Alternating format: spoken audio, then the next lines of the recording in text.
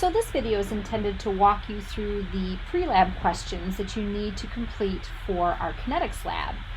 So again, our kinetics lab is going to look at the enzyme lactate dehydrogenase, and we're going to be looking at it under standard conditions and then high and low inhibitor concentrations. So these slides are already annotated, so I'm going to sort of just go through and summarize some of the details that are on them. So first pre-lab question that you had was to write out the reaction, draw the structures for the conversion of lactate to pyruvate by lactate dehydrogenase. Be sure to include all required cofactors. And so this was the structures of molecules that were provided on your pre-lab question.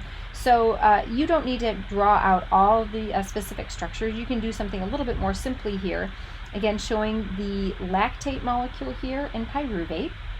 And the required cofactor is NAD+.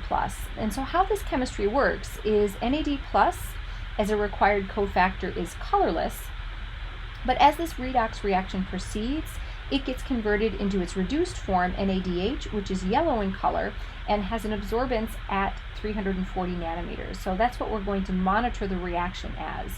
So we're interested in, again, looking at the direction of this reaction going in this direction.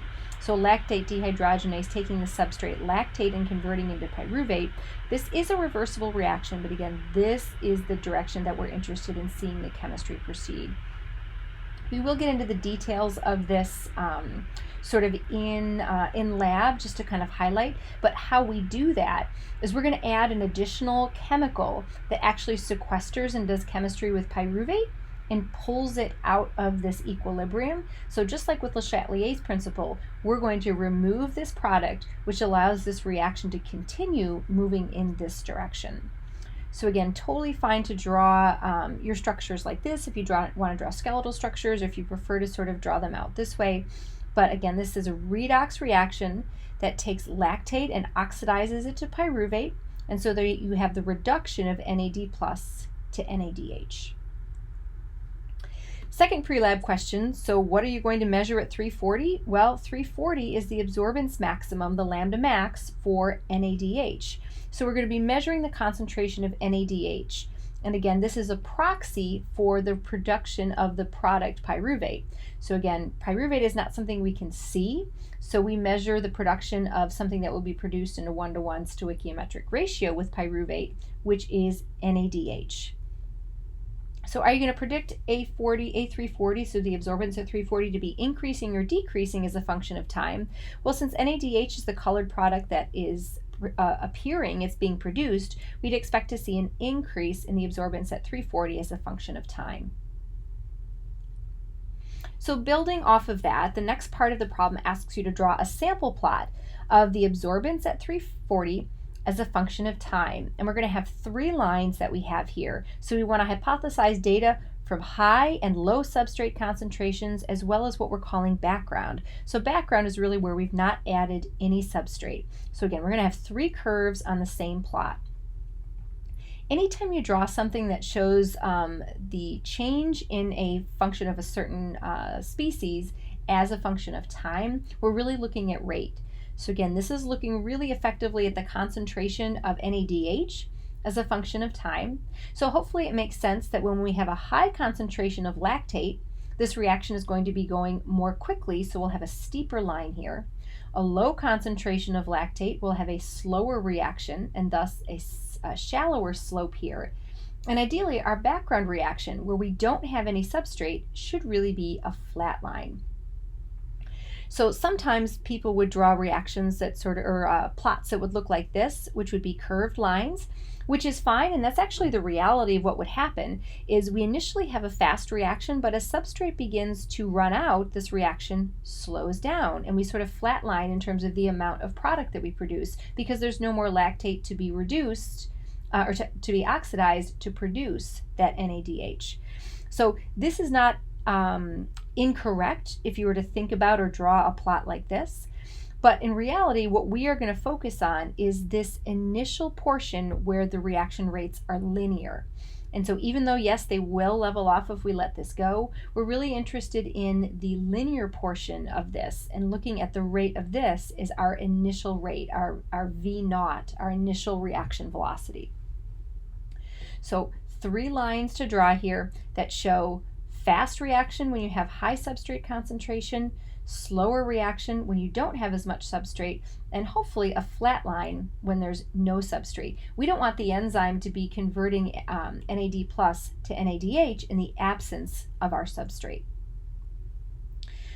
Next part of Prelab question 2 says you're going to be performing this reaction in triplicate. So why do we do things in triplicate? How will this affect how your points look in your sample plot?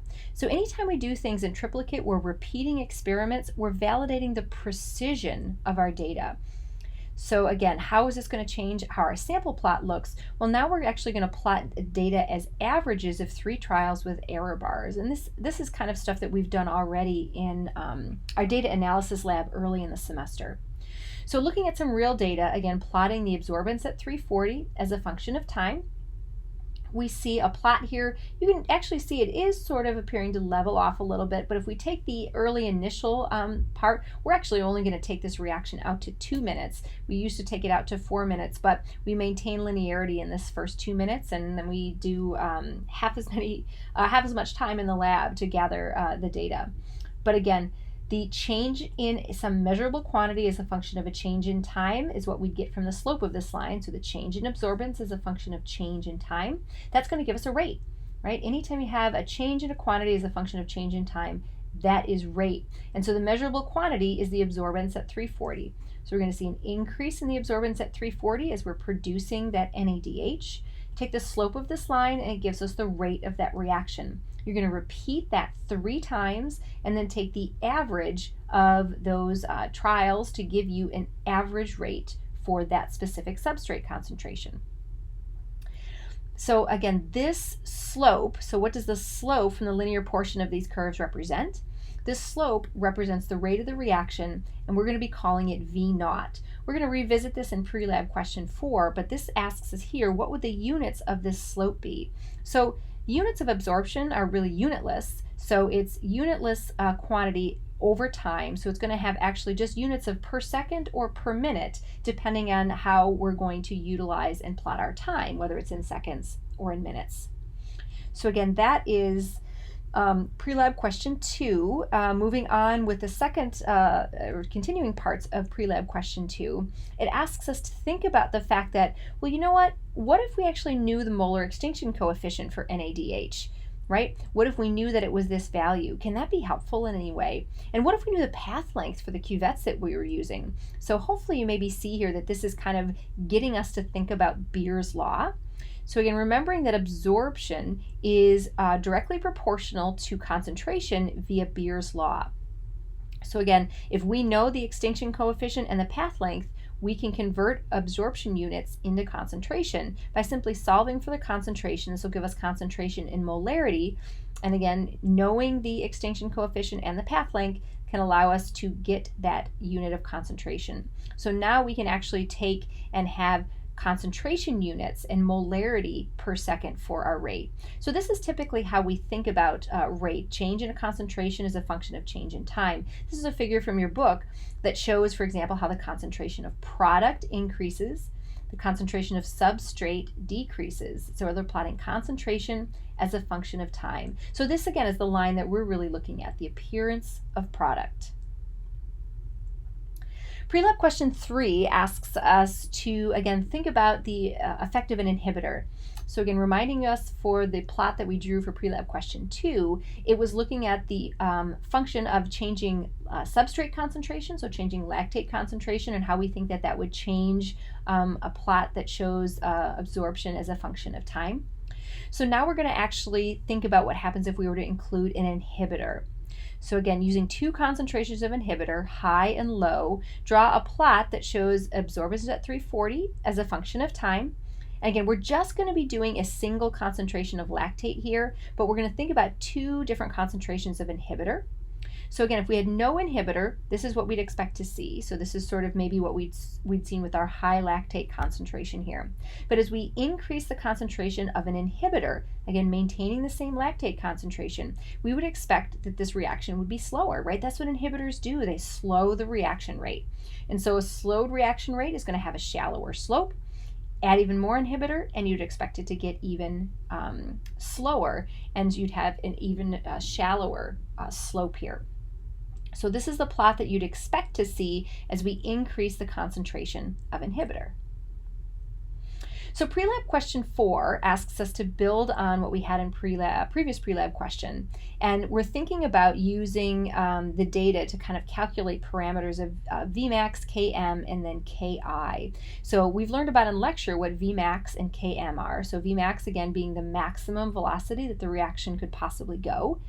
Km being sort of the enzyme's affinity for substrate, but really related to Vmax, it's the substrate concentration you need to be at for the reaction rate to be half of its maximum value. We're also going to calculate the Ki value for the inhibitor. So how tightly does the inhibitor bind to our enzyme? And again, that's going to help us sort out all of these parameters, what kind of competitor this is, what type of inhibitor it is. So if we think about what the units for initial velocity would be, again, question 2 had us think about the units of this could be molarity per second if we know the extinction coefficient for NADH. So again, thinking about the units for initial velocity as molarity per second, we're going to sort of move on with that question as we continue here. So from, again, parts A and B, when we kind of gather our kinetic data, we're actually going to be gathering 45 values. Now we're going to have 3 teams in each lab, and they're each going to kind of gather 15 data points. So a total of 45 per lab section, and we've got 3 lab sections. So we're going to have 45 plus 45 plus 45, 135 reaction rate values that we're going to obtain. So we're going to have lots of data, so hopefully we'll be able to have some confidence in the accuracy and hopefully the precision of the data. So the 3 conditions that we're going to have is we're going to have one team that's going to do no inhibitor, another team that's going to do low inhibitor, and then a third team is going to do high concentrations of inhibitor. Everybody's going to look at 5 lactate concentrations and doing their data in triplicate. So this is where we get our 15 reactions. 5 lactate concentrations, each of them done in triplicate. That's 15 reactions per team times 3 teams gives us our 45 values there, initial velocity values. So Prelab question says, draw a sample plot for what you'd expect to see if you plotted now V0, the reaction velocity, as a function of lactate concentration, showing a trace for each of the 3 different conditions. So we would expect here in the black line that we'd see if there was no inhibitor, that we'd sort of have a standard, increase here. Increase the substrate concentration, you'd expect the reaction velocity to increase. And again, the hint here was to see figure 12.7 in your textbook, which is this one that's over here, but I'm just kind of redrawing it over here for what we'd see. Again, as you have an increased concentration of inhibitor, you'd expect the reaction to get slower, as we see with this red line. And then with this green line here, if you increase the concentration of inhibitor even more, you'd expect to have an even slower reaction. So again, what would you expect to see on your plot? Again, each of your experiments that you're going to do, so your data done in triplicate is going to allow you to average those 3 to get a data point here. Your error bars are going to be the standard deviations of your data. And so again, you're going to have 5 different lactate concentrations that you'll have here, each one done 3 times. So these 5 data points with their associated error bars represent the 15 experimental reactions that each team did. And again, one team is going to do no inhibitor, another team low inhibitor, another team high inhibitor concentration. So the problem is, if we think about plotting this data and trying to get meaningful information from that, we've got this dotted line here that represents this is the fastest that a reaction could go. Well, our blue line is actually not going to approach and touch this dotted line for the maximum velocity unless we got to infinitely high substrate concentration. So the fastest that reaction can go, we won't be able to obtain that data point unless we had infinitely high concentrations of substrate. Well, that's going to be problematic because we really can't get to infinitely high concentrations of substrate. So if we can't effectively figure out what Vmax is, then we can't effectively figure out what 1/2 of Vmax is, which is equal to Km. So these two really important kinetic parameters that we want to get to, the reaction's maximum velocity and the substrate concentration that we need to be at to have half of that velocity. And again, remember Km, the importance of Km, we can think about as the enzyme's affinity for substrate. This data is not really good at helping us figure out what those two parameters are. So we can take this data, we can take this same data, and we can plot it as a different way. We plot it as what we call a double reciprocal plot. So a reciprocal meaning 1 over, double meaning we take 1 over both the x and the y axes variables. So we're going to take 1 over v naught, so this was v naught, so 1 over v naught, and we're going to take 1 over substrate concentration. When we do this, this essentially inverts this data so that the small concentration, slow reactions become this data point that's over here. But the beauty of what this does is it actually linearizes this data. So this still represents our actual data that we have here. But now, because it becomes a straight line, we can extrapolate back to where it intersects our y-axis. And now 1 over our y-axis is going to tell us what Vmax is. So again, because it's a straight line, we can easily use data fitting to figure out what our y-intercept is, and then our slope is actually going to represent Km over Vmax. So once we use the y-intercept to figure out what Vmax is, then we can put that value in here with the slope to tell us what Km is. So that's how we're going to actually analyze our data. Now, we mentioned this in class. You can actually have more robust data fitting programs that know how to extrapolate this out to Vmax. But sort of the gold standard that's been in the literature for years is using a Lineweaver-Burk plot. So the last thing to do is to think about how this data is going to change when we have an inhibitor. So we sort of predicted back here with our red and green lines what we would expect to see with low and high inhibitor.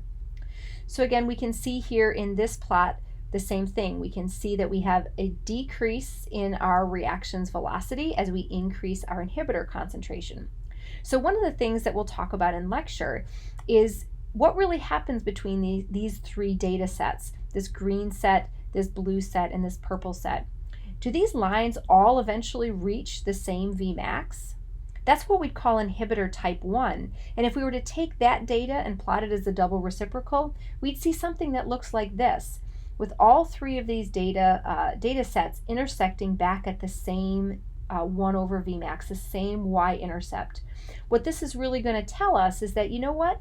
These will all eventually get to Vmax. It's just going to take a little bit higher substrate concentration for this guy to get there. And that's a good indication that this type of an inhibitor is what we call a competitive inhibitor. This guy, this inhibitor, is making this reaction slow when there's not a lot of substrate around. But if we have really, really high substrate concentration, as this purple line kind of goes out to very high substrate concentrations, what really happens is the substrate is going to outcompete the competitor. At the end of the day, so much of this really just comes down to kind of probability and statistics. And if we outcompete the inhibitor because we've got such a high concentration of substrate, then we basically can get to what our Vmax was. We can get to that maximum velocity. It just takes us a higher concentration of substrate to get there. So if we see a double reciprocal plot, a Lineweaver-Burk plot that looks like this, that tells us that our inhibitor is what we call type 1. It's a competitive inhibitor. Another thing that could happen is we could have our data look like this when we plot a double reciprocal. As it shows here, we have different Vmax values. We have different y-intercepts. And what this tells us is that something has happened in this purple situation where the enzyme has been sort of inhibited to a point where we can't overcome that. We've handicapped it in the way that it's never going to be able to reach its maximum velocity. And we can see that translated here with different y-intercepts. This is what we call a type 2 inhibitor. And as we'll learn about in lecture, this is really what we call an uncompetitive inhibitor. It actually doesn't interfere with inhibition the same way that a competitive inhibitor does. It doesn't bind to the same site, so it's not one or the other. This actually binds to a different site on the enzyme, and it interferes with its ability to effectively do chemistry on the substrate. It actually doesn't interfere with the substrate binding at all. As we'll learn in class, it actually makes it easier for the enzyme to bind substrate. A little bit weird to think about, but we'll get into those details in lecture. So again, information, how will the kinetic parameter Vmax be determined? We've talked about this already, but just to highlight here, the first thing that we're going to do with our double reciprocal plot, we're going to fit our data to a straight line, y equals mx plus b. The b value, which is our y-intercept, will give us 1 over Vmax. Again, 1 over Vmax should be the same if we have a competitive inhibitor. It will be different if we have an uncompetitive inhibitor. Once we have Vmax, then we can determine Km because we're going to use the slope to determine Km. So again, the slope is actually a ratio between Km and Vmax, so we need to know the Vmax value so we can put this in to effectively solve for Km once we know the slope of this line. Same thing is true here for our uncompetitive or our competitive types of inhibitors. This alpha parameter is going to be something that we're going to think about going after when we have our inhibitor data. We're going to have to see how well our data looks to determine whether or not we're going to be able to utilize that. So thinking this last question gets a little bit into the weeds, but see if you can follow with what goes through here. When we think about the kinetic parameter Ki, okay, what's going to happen again is we introduce our inhibitor. We're going to look for changes in Km and Vmax, and that's going to help us determine the kind of inhibitor that we have, and it's going to actually help us determine something that we call alpha. So again, what happens here when we have a competitive inhibitor is we have different slopes that we have here. And we can see here that when we increase our inhibitor, we actually make our slope steeper, and that slope becomes steeper by 4-fold. And so that gives us a parameter that we call alpha. So alpha is kind of, I don't know, the intensity, the magnitude of how well the inhibitor does its inhibiting. So we can use that alpha term in this equation. We'll get into this equation in class where we'll talk about how competitive and uncompetitive inhibitors work. But we can define alpha as sort of a factor that allows us to think about whether or not we are effectively scaling our inhibition. And it's a function of the concentration of inhibitor and then the Ki value that we have here. So again, we can think about alpha as being a scaling factor. So see if this makes sense here. And again, we're going to get into the weeds a little bit with this in lecture, but this is just a preview here. If the concentration of inhibitor is very, very small, and or the Ki value, this again is the enzyme's affinity for the inhibitor. If this is a very large number, and or the inhibitor concentration is very small, then this number becomes fairly insignificant when added to 1, and alpha pretty much approaches 1. As alpha approaches 1, right, the slopes are going to not really change much. So this alpha is sort of a scaling factor for how we affect kind of the slope of the line. And if alpha approaches 1, then the effect of the inhibitor is minimized. And again, that can happen in one of two ways. It can happen because we don't have a high concentration of inhibitor, or the inhibitor does not bind very tightly to the enzyme. So what we're going to do is we're going to figure out, based on two different concentrations of inhibitor, sort of low and high concentration of inhibitor, we're going to figure out what our alpha is, and since we know the concentration of inhibitor that we put in, we can figure out what Ki is. So again, that's an important property for an inhibitor. You want Ki to be a very small number. That means enzyme's affinity for the inhibitor is very high. And that's going to be important if we're doing things like designing drugs or designing molecules that are designed to inhibit enzymes. So that's going to be the end of the pre-lab question. So don't worry too much about the weeds of this last part of pre-lab question 4. We're going to get into it more in lecture, but do your best to kind of take a stab at how you understand how we're going to determine the kinetic parameter Ki.